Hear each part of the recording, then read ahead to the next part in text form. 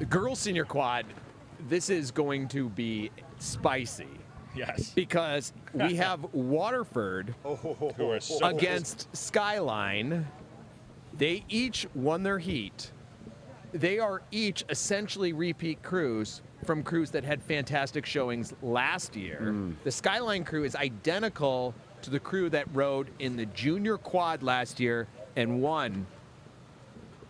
Waterford turned up a better time by 5 seconds yesterday. Oh yeah, I remember that. They were fast.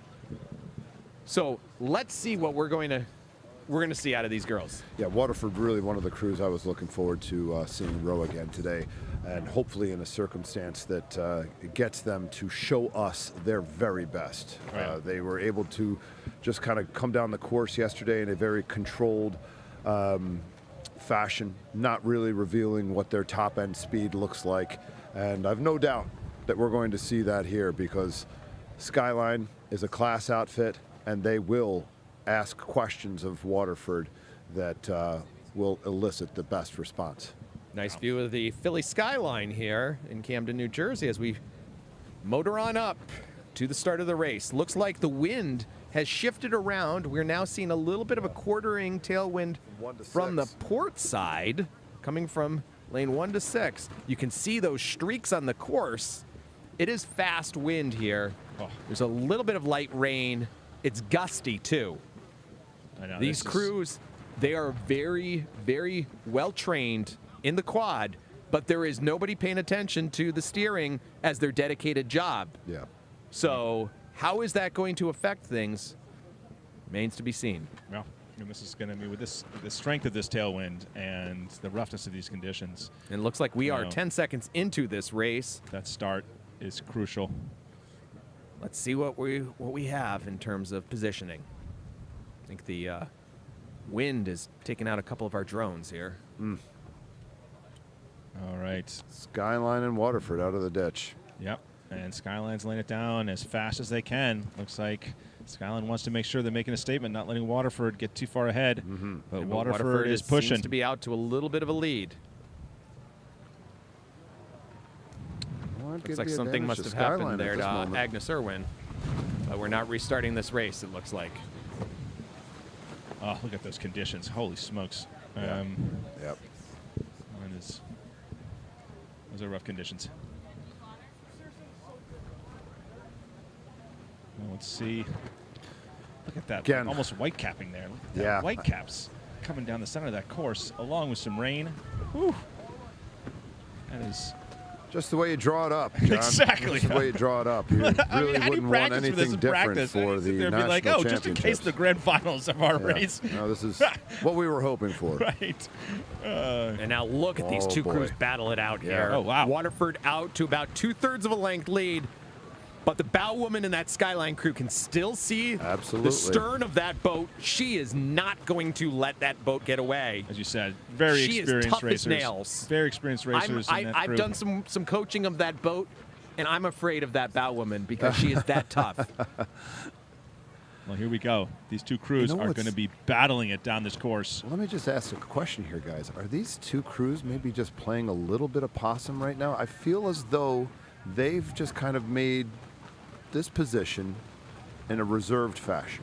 Neither one of them has really upped the ante insofar as rating and cadence, and we know for a fact that they have got gears to go here, and I think we're going to see a very interesting second 500 here as they begin to ask questions of one another. But you know, look at these. Look at the waves, though. You have this gale force to be wind. careful with it. These crews are rowing so well in these conditions, and they're just, I mean, really moving away from the rest of the field.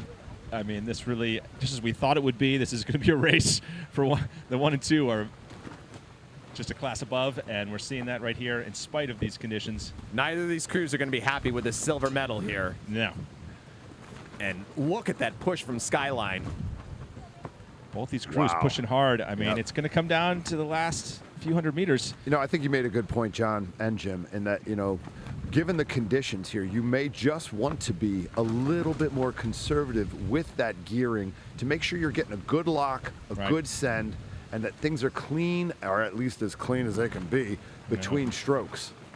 Because in this sort of circumstance, that sticky ore, that small crab, I mean, that could be the difference We maker. just saw a little bobble there in Waterford, and Yes. Skyline seeing that, responding. but Waterford's still moving out. I mean, Yep. they have long, strong strokes here, and the question is, can the experience of that Skyline crew together serve them well as they try and sprint? I mean, they've rode together so many races. They move as one. Can they pull it up, Still or a can third of a Waterford length to make up. pull it Only out? about Waterford 400 meters to taking make a little it. bit of a 10 Look at here those and bringing two up crews. some gearing. Yeah. Look at how good those two crews are on these And horrible a little bobble conditions. and Skyline there. All right. That's going to cost them, but can they get it back? On the buoy line here, Waterford. Careful now. Careful. Last few hundred meters. Come on, ladies. Get back Uh-oh, in the now center. Skyline just had another bobble. That's going to be hard to come back from. That is going to be hard to come back from with a few hundred meters left as they're moving. You got So about Waterford got to 300 take advantage meters of to it. go. If you're going to sprint, you got to go now. I think Waterford really was able to take advantage of that bobble, and that's going to be hard to come back from. Yeah, strong, really strong rhythm right now from Waterford. All right, so here's where it's 250 meters to go. Skyline, either it's now or never for them. Yep, they still have a little bit of contact, but it's slipping away. They It's only slipping have away. 200 meters to go. Waterford is really showing the kind of closing power they have here. Can Skyline respond? And again, they are just forever ahead of the third place crew. Yeah. I mean, it just shows how fast these two quads are. I mean, these quads are so good. Sort of in just a different class, really. Such fast girls varsity quads. It's just that Skyline, you can see the conditions are just hurting their blade work rough. there. Another Waterford's little too bobble. struggling, but they just seem to recover just Yeah. slightly better. Able to keep those hands together. Really nice finishes right now out of Waterford. It's just amazing rowing Yeah. here Yeah. as they Great cross job. the line. And And it's just horrific Waterford by conditions. about 1.5 lengths over Wow. Skyline. Yeah. Skyline Wow. getting the silver medal. Who's in it for now for bronze? Seattle Prep. Seattle Prep on the come up. Yeah. Look at these conditions. Oh, Man, oh, well, man. there we go. And look at how big a margin it is between second and third. Yeah. I mean, that big a margin and this strong a tailwind, that just shows how talented those top two crews are. Yeah, I mean, just look at these waves cresting. Oh, I know.